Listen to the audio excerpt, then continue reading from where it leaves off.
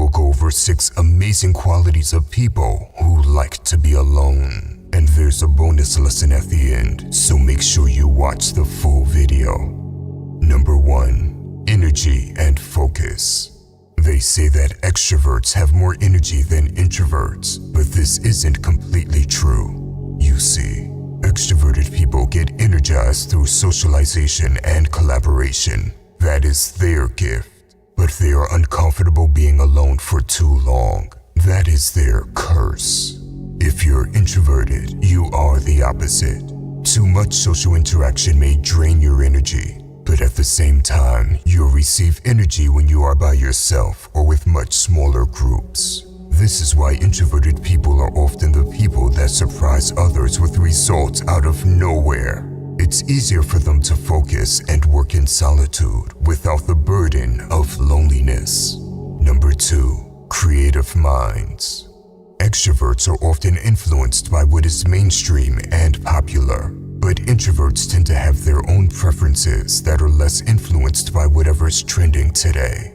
Because they spend more of their time on their own, they develop perspectives, ideas, and insights that are unorthodox. Albert Einstein, the introverted physicist, once said, "The monotony of solitude of a quiet life stimulates the creative mind." And it's true.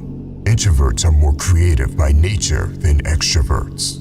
Now, when it comes to making money, extroverts tend to have the advantage in sales, but introverts have the advantage in marketing.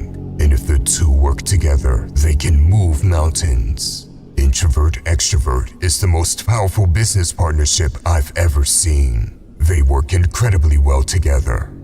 Number 3. Calm and calculated.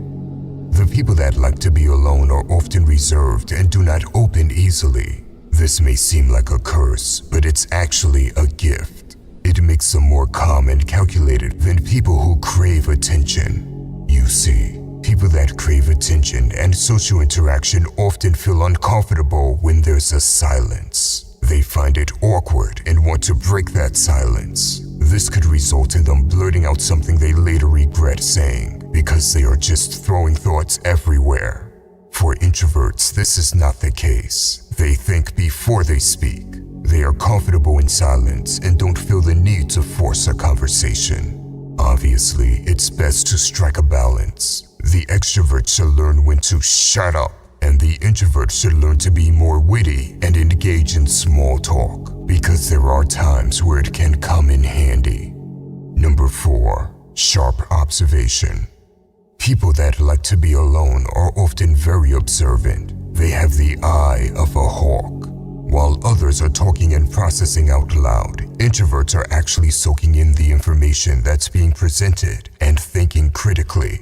It may look like they're just sitting there quietly, but they have a very sharp eye to read the room. They're more likely to notice people's body language and facial expressions. Number 5. They make quality friends.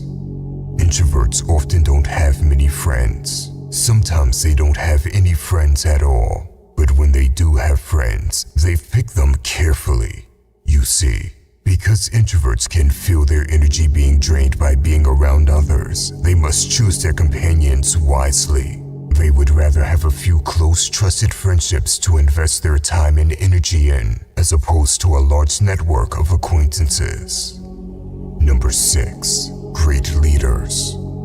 People think all great leaders are extroverts, but this simply isn't true.